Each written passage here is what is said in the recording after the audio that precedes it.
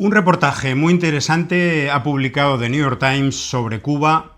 Por cierto, uno de los más objetivos, no vamos a decir que sea ni favorable ni nada, uno de los más objetivos que ha publicado The New York Times en los últimos años, porque nos acerca a las penurias que vive el pueblo cubano, pero también a la capacidad de resistencia y resiliencia de un pueblo en unas condiciones absolutamente límites, porque no hay un país del mundo, ningún país del mundo ha sufrido un bloqueo tan apabullante, un cerco económico tan apabullante como Cuba durante tantísimo tiempo, y además en estos últimos meses un cerco absoluto. Un cerco que no solamente está dejando el país sin luz eléctrica, sino incluso que está impidiendo ahora que entren contenedores con medicamentos, con ayuda humanitaria. Hay organizaciones de la solidaridad con Cuba que están con sus contenedores con millones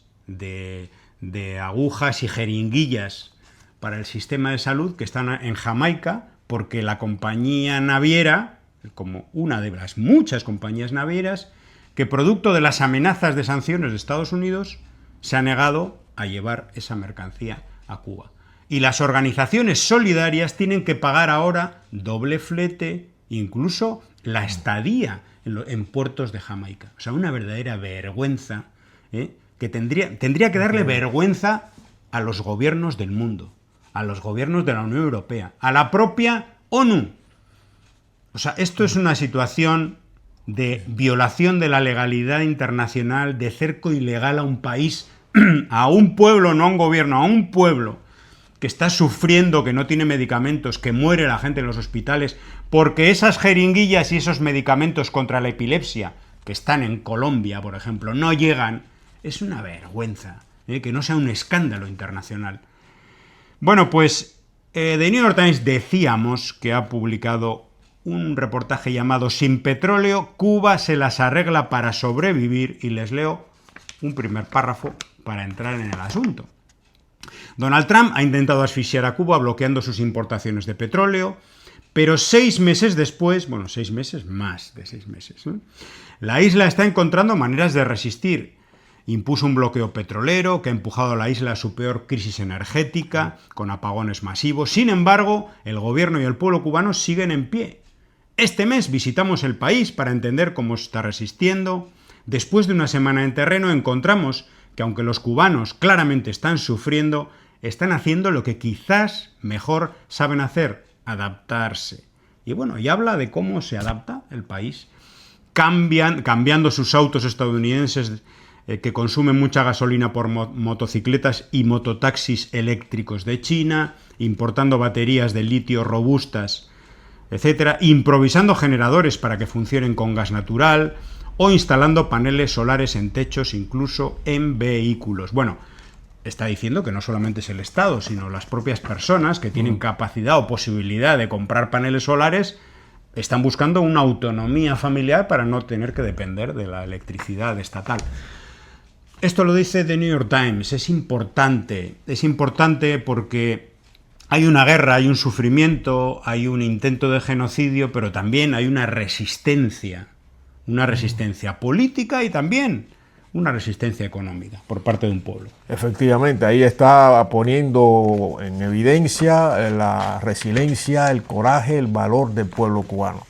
Y también la creatividad del pueblo cubano, capaz de buscar y encontrar alternativa a esta guerra desigual, repetimos, y buscando soluciones en medio de las carencias más grandes y extendidas que se pueda concebir. Estamos hablando, recuerden, de una isla en pleno Caribe de apenas 9 millones de habitantes, enfrentada a un monstruo lleno de hambre, de sed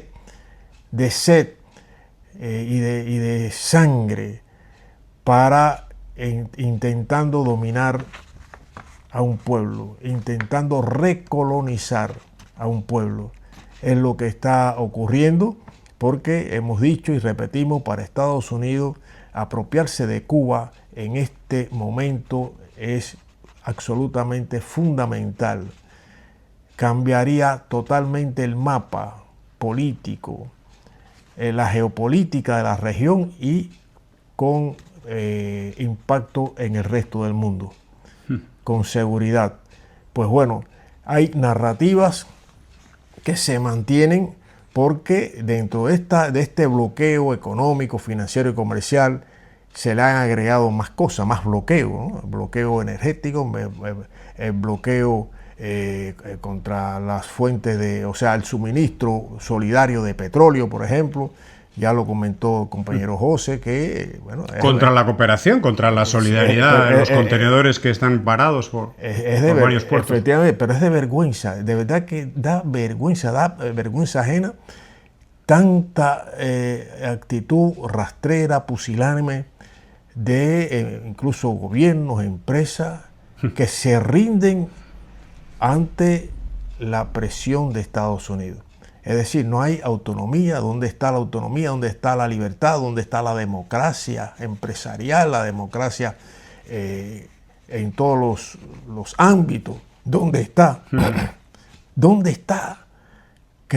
Van a esperar a que caigan bombas. ¿Dónde está esa solidaridad para con el pueblo cubano? No la vemos todavía. Está a cuentagota. Bueno, hay que destacar la posición muy solidaria, de corazón, de la presidenta de México. México siempre lindo y querido, hermano, pueblo mexicano, hermano del pueblo cubano. Y poco más. Entonces, Estados Unidos está actuando con una impunidad realmente grosera, irresistible ante los ojos de la comunidad, la llamada comunidad internacional. No hay forma de entender que los organismos existentes no sean capaces de frenar a un monstruo que tiene un objetivo claro. Además lo habla a las claras, sin careta, sin subterfugio. Lo habla a las claras los objetivos que tiene. Pues es hora ya de una acción dentro de las leyes existentes que frene a este monstruo y lo lleven a terapia después. Lo lleven a terapia porque no se puede, el mundo no puede funcionar de esa manera. Y que haya luego un tribunal como el de Nuremberg que juzgue los crímenes de este gobierno de Estados Unidos y del gobierno de Israel. Son igual que Hitler. Son nazis. Sí. Hay que llevarlos ante la justicia y hay que luchar con todos los métodos de lucha. Si al final hay que utilizar la lucha armada, porque obligan a ello, habrá que utilizar la lucha armada. El pueblo cubano tiene toda la legitimidad para defenderse con las armas, de hecho, está preparándose para ello. Y habrá que apoyar al pueblo cubano y a Cuba en todos los escenarios de lucha. Hay que luchar para derrotar a estos miserables y para derrotar y combatir también contra los que le apoyan en el mundo. Que lo sepan y que lo tengan bien claro. No, y hay que decir también, mira, basta ya, y lo decimos con toda la fuerza de no solo la palabra, sino de la experiencia de vida. Basta ya de justificar una agresión de este calibre, un crimen de este calibre, con que en Cuba hay una dictadura, que hay el régimen reprime. Basta ya, porque lo que está ocurriendo contra el pueblo cubano, las acciones del imperialismo de Estados Unidos contra el pueblo cubano, no tiene que ver ni con democracia, ni con dictadura, ni con nada de eso, nada, no tiene nada que ver. No se puede justificar un crimen hablando de dictadura y precisamente de los representantes de países que han apoyado dictaduras sanguinarias, especialmente en América Latina y el Caribe, también en Asia, también en África.